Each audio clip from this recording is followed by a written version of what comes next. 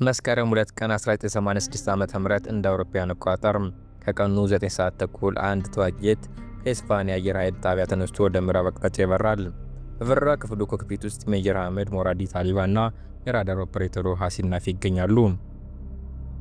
ሁለት ሰዎች አንድ አውሮፕላን ከካርክ ደሴት በፋርስ ባህረ ሰላጤ በኩል ድፍድፍ ዘይት የሚያጓጉዝ የኢራን የዘይት ጫኝ መርከቦችን ለመጠበቅ የሚደረግ የተለመደ የአየር ክትትል ተልዕኮም በደርዘን የሚቆጠሩ ጊዜያት ያከናወኑት ተልዕኮ ነበር። ነገር ግን ዛሬ ታላቢ መመለስ ምንም አይነት ፍላጎት የለውም። ምክንያቱም በዘመኑ እጅግ የላቁ አጥቂ አውሮፕላኖች አንዱ በሆነው በጉሩማን ኤፍ-14 ቶምካት የበረራ ክፍል ውስጥ ተቀምጧል። ይህ አውሮፕላን የአሜሪካ የቶፕ ገን አብራሪዎች ከአውሮፕላን ተሸካሚ መርከቦች ላይ የሚያበሩት አይነት ጀት ነው። ከ100 ማይል 160 ኪሎ ሜትር ርቀት ላይ ሚሳኤል መተኮስ የሚችልና በአንድ ጊዜ 24 ኢላማዎችን መከታተል የሚችል እጅግ የላቀ ጄት። ጀቱ እጅግ የረቀቀ ከመሆኑ የተነሳ ዩናይትድ ስቴትስ በሰው ልጅ ታሪክ ውስጥ ለአንድ የውጭ ሀገር ብቻ ነው የሸጠችው፣ እሷም ኢራን ናት። በዚህ ከሰዓት በኋላ ጊዜ ይህንን የማይታመን ብርቅዬና ኃይለኛ አውሮፕላን እያበረረ ያለው ሜጀር የዘይት ጫኝ መርከቦችን ለመጠበቅ እያመራ አይደለም፣ እያመራ ያለው ወደ ኢራቅ ነው። ኢራቃውያን እየጠበቁት ነው። ለወራት ሲጠብቁት ቆይተዋል። ይህንን አብረው አቅደውታል። የተወሰነ መንገድ፣ የተወሰነ ከፍታና የተወሰነ የበረራ ፍጥነት። ታላሚ ድንበር ሲያቋርጥ የኢራቅ አየር ኃይል እንዲያውቀውና እንዲቀበለው በበረራ እንቅስቃሴዎች ላይ በተመሰረተ ምስጢራዊ ምልክት ላይ ተስማምተዋል። ግን ከአንድ ቀን ቀድሞ ነው የመጣው። ያቺ አንድ ቀን ደግሞ ሁሉንም ነገር አሳጣችሁም።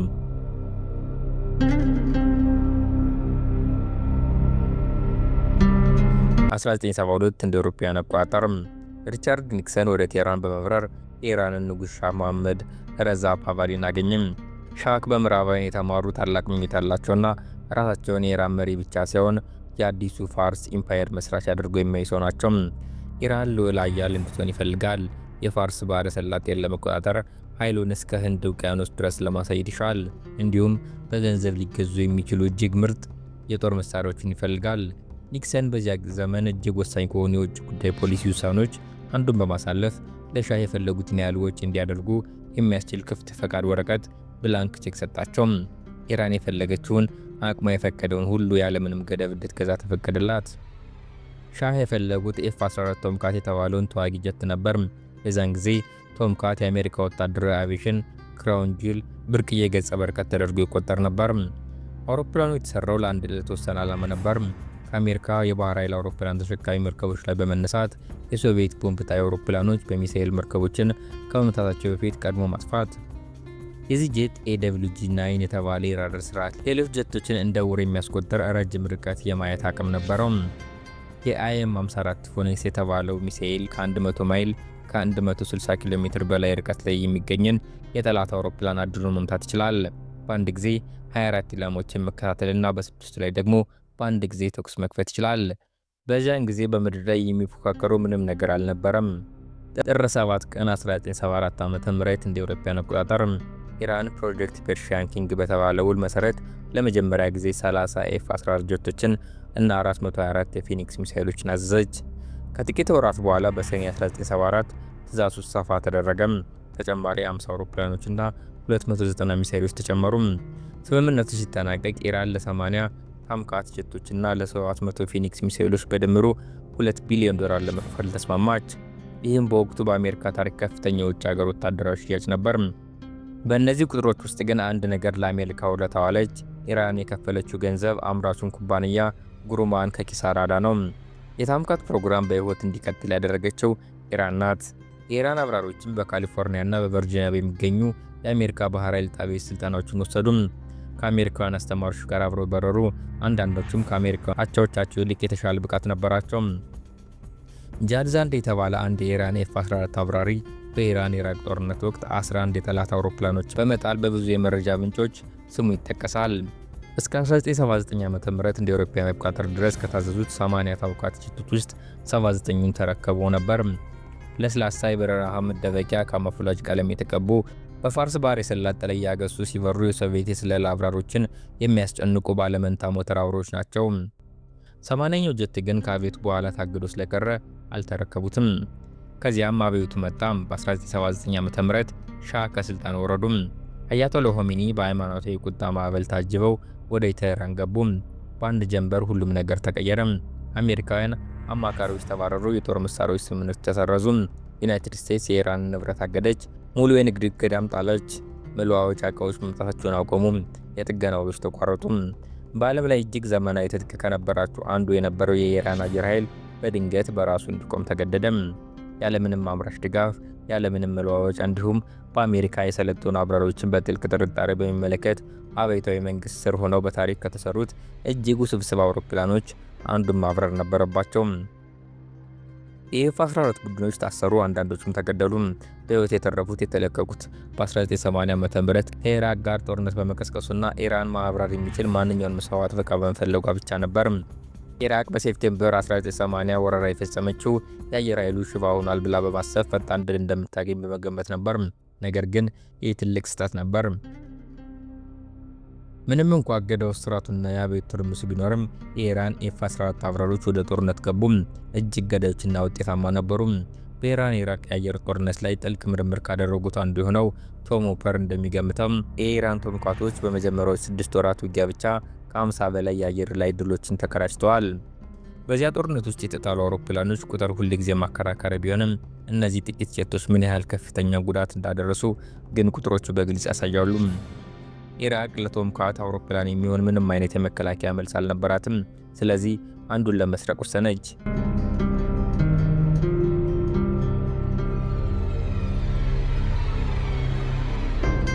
ከ1982 ዓ.ም እንደ አውሮፓውያን አቆጣጠር ጀምሮ የኢራቅ ወታደራዊ ደህንነት በቱርክ በኩል የሚተላለፍ የስልክ ጥሪዎች አማካኝነት ግንኙነት በመፍጠር የኢራን ኤፍ-14 አብራሪዎችን ወደ እነሱ ለማቅረብ ጸጥ ያለና የታገሰ ዘመቻ ጀመሩ። ልክ በረዶ በሆነ ሐይቅ ላይ ከመራመድ በፊት ጥንካሬውን እንደሚለካ ሰው ጥንቃቄ የተሞላበትና ቀጥተኛ ያልሆነ አቀራረብን ተከተሉ። ገንዘብ አቀረቡላቸው፣ አዲስ ሕይወት እንደሚሰጧቸው ካልገቡ ኢራን እንደሚያፋሰሰ ካለው ጦርነት ነፃ መውጣትን አቀረቡ። አብዛኞቹ አብራሪዎች ጥያቄውን ችላ አሉት። አንዳንዶች ደግሞ ግንኙነትን ለኢራን መረጃ ደህንነት ሪፖርት አደረጉ።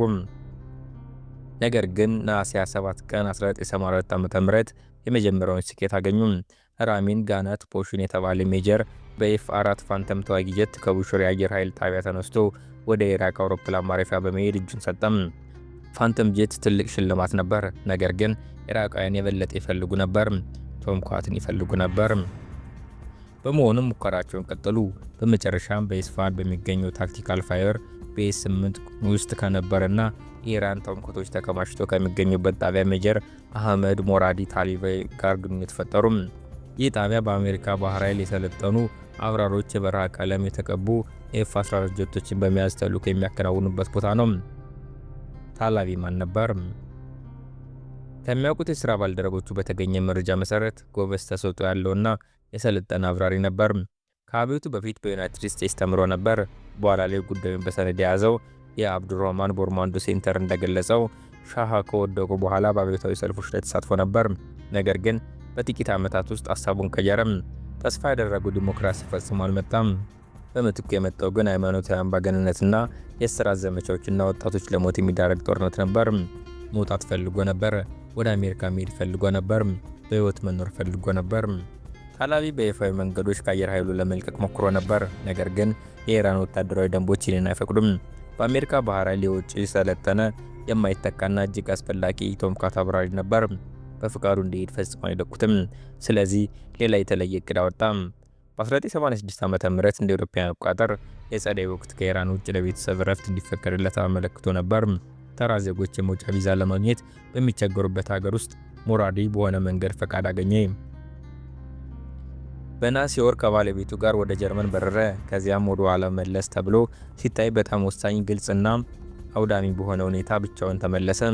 ባለቤቱ ጀርመን ቀረች። የኢራን መረጃ ደህንነት ይህንን አይቶ ምንም የሚያስደነግጥ ነገር አላገኘበትም። ባለቤቱ አውሮፓን እየጎበኘች ያለ አብራሪ ያልተለመደ ነገር አልነበረም። ወደ ስራው እንዲመለስ ተፈቀደለት። ያኔ እነሱ ያላወቁትና ሊያዩት ያልቻሉት ነገር በዚያን ጊዜ እቅዱ ቀድሞውኑ ተጀምሮ እንደነበር ነው። ኢራቃውያንና ታላቢ በሁሉም ነገር ላይ ተስማምቶ ነበር። ድንበር ለማቋረጥ የሚያስችል የተወሰነ መንገድ፣ የተወሰነ ከፍታና የተወሰነ የበረራ ፍጥነት።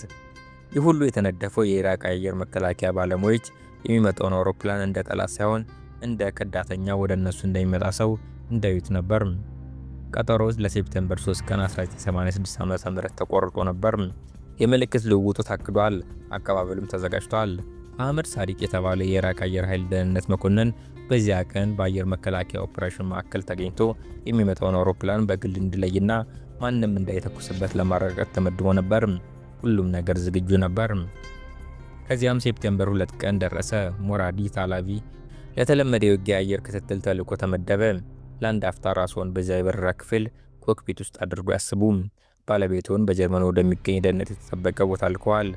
ልጆቹ ወጥተዋል። በኢራን ውስጥ ከለበሱት የደንብ ልብስና ከማያልቀው ጦርነት በቀር የቀሩት ምንም ነገር የለም።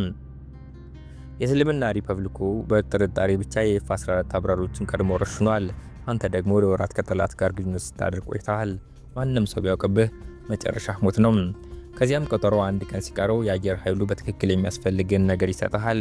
በድንበር አካባቢ የሚደረግ የተለመደ የጥበቃ በረራ፣ ነዳጅ ሙሉ በሙሉ የተሞላ ኤፍ-14 በትክክል መሆን በሚገባ ቦታ ላይ የሚያደርስ ተልዕኮ።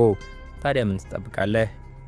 ለአንዲት የቀን መቁጠሪያ ቀን ስትል ሁሉንም ነገር ለአደጋ አጋልጠህ በማግስቱ ተመልሰህ ለመሞከር ትወስናለህ ወይስ አሁኑኑ ትሄዳለህ?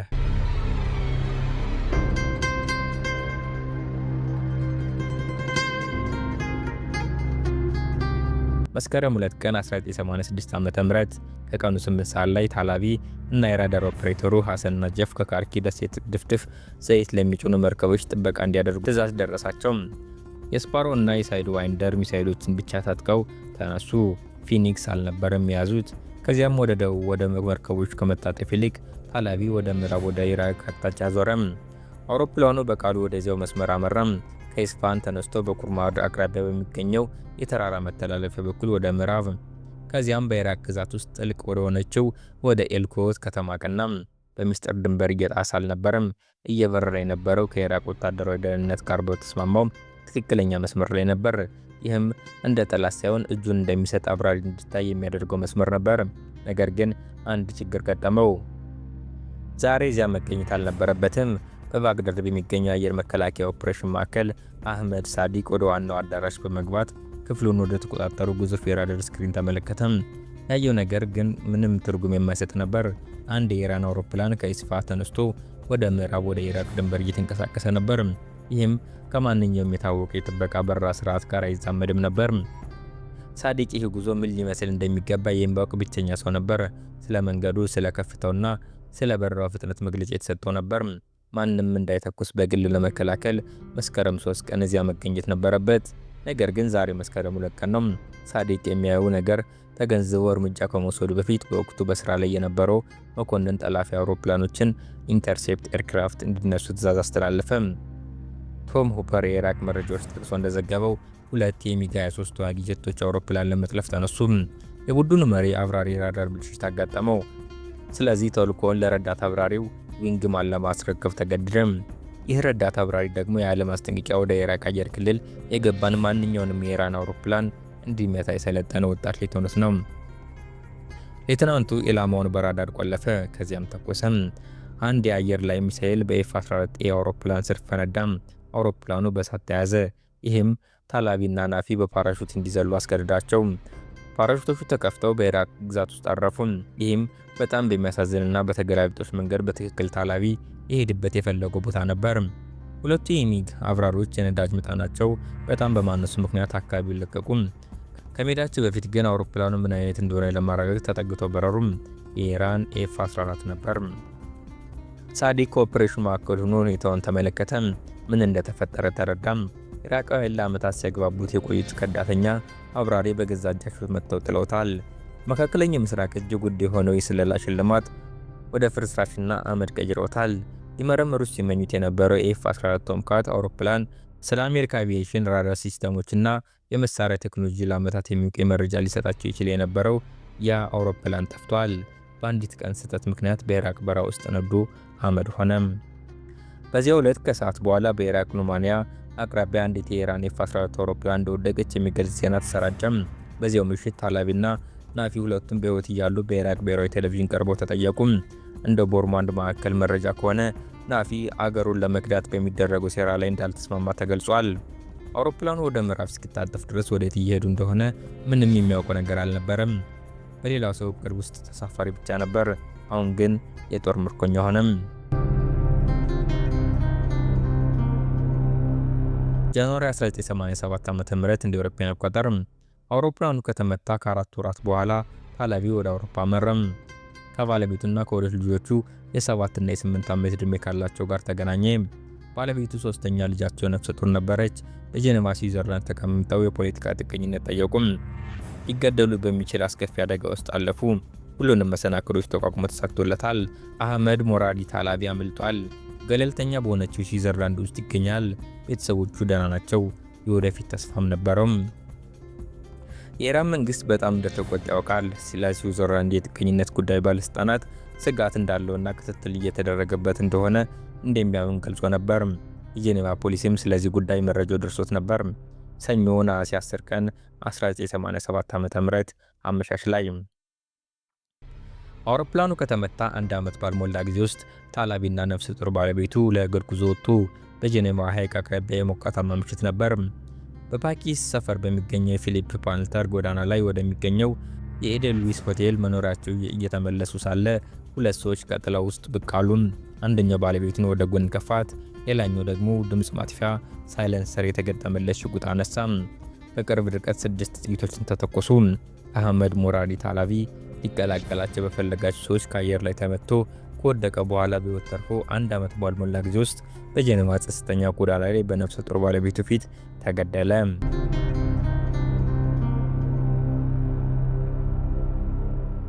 ፖሊስን አስጠንቅቆ ነበር። አንድ ነገር እየመጣ እንደሆነ ያውቅ ነበር። ልክ አውሎ ንፋስ ከመድረሱ በፊት እንደሚሰማ ስሜት ሞቱ ተሰምቶት ነበር።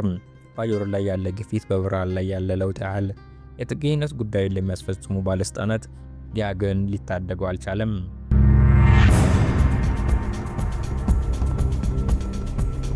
የዛሬውን ቪዲዮ እዚህ ላይ ተፈጸምኩ። አብራችሁ ስለቆያችሁ አመሰግናለሁ። ቪዲዮውን ከወደዱት ላይክ፣ እንዲሁም በቀጣይ እንደሚያስገርም ቪዲዮ ስለቅ መልእክት እንዲደርሳችሁ ሰብስክራይብ አድርጋችሁ ደወል ምልክቷን ተጫኗት።